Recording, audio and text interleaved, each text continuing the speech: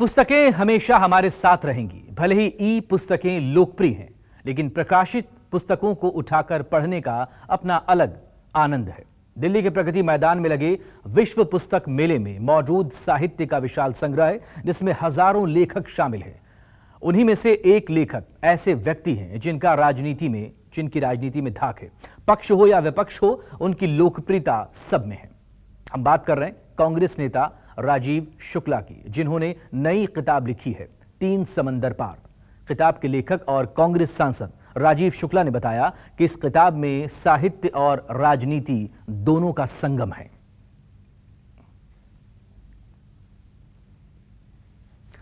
तीन समंदर पार, कांग्रेस सांसद राजीव शुक्ला की यह किताब, और दिल्ली में चल रहे विश्व पुस्तक मेले में यह किताब भी वहां पर मौजूद है। इस किताब में राजनीति और साहित्य का संगम मौजूद है।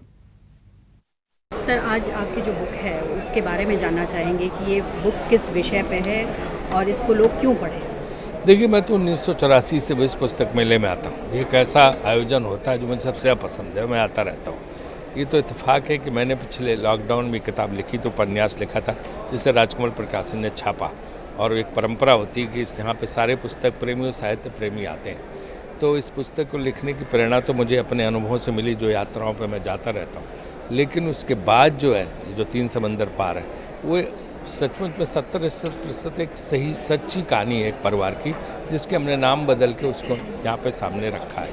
और वो कहानी के लिए मुझे जो है यहाँ पे, क्योंकि इससे बढ़िया कोई अवसर नहीं होता कि यहाँ सब साहित्य प्रेमी आते हैं, कि आप आएँ और यहाँ पे आके जो प्रकाशन समूह का वो है, उसमें आके आप पुस्तक पे चर्चा करें और उस पुस्तक के बारे में जो है लोग जानें। सर, ये वो जगह है जिसे हम कह सकते हैं कि ज्ञान का अथाह सागर है। ऐसे में सर एक बात चर्चा हो रही थी कि साहित्य और राजनीति, चूँकि आप दोनों से जुड़ गए हैं, ऐसे में एक चर्चा आपने की कि अगर आप साहित्य को जानते हैं तो आप सब कुछ जानते हैं, क्योंकि आपकी भाषा विकसित हो जाएगी। लेकिन जो आज परिस्थिति है कि लोगों की वाणी में वो शायद वो कह के नहीं है, ठीक नहीं बात करते हैं। देखिए, ऐसा है कि आज़ादी का आंदोलन और उसके बाद अगले 3 दशक तक बहुत राजनीतिक जो है साहित्यकार थे, और साहित्य में रुचि लेते थे। अगर स्वयं लेखक नहीं थे तो रुचि लेते थे, और सब साहित्यकारों को जानते थे। ये बाद का दौर आया 21वीं सेंचुरी का, कि इसमें साहित्य से कोई पॉलिटिशियंस का लेना देना नहीं है। बहुत कम लोग हैं जो ऐसे करते हैं। मुझे लगता है कि हमें पुराने दौर की इस अच्छी बात को याद रखना चाहिए, और जो राजनीतिज्ञ हैं उनको लिखते रहना चाहिए लगातार, और साहित्य में रुचि लेकर साहित्यकारों के साथ समय बिताना चाहिए।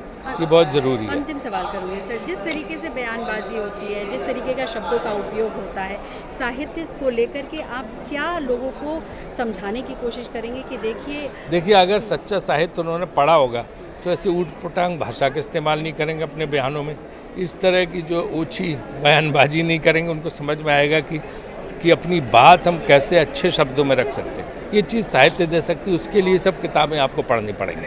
बहुत शुक्रिया सर।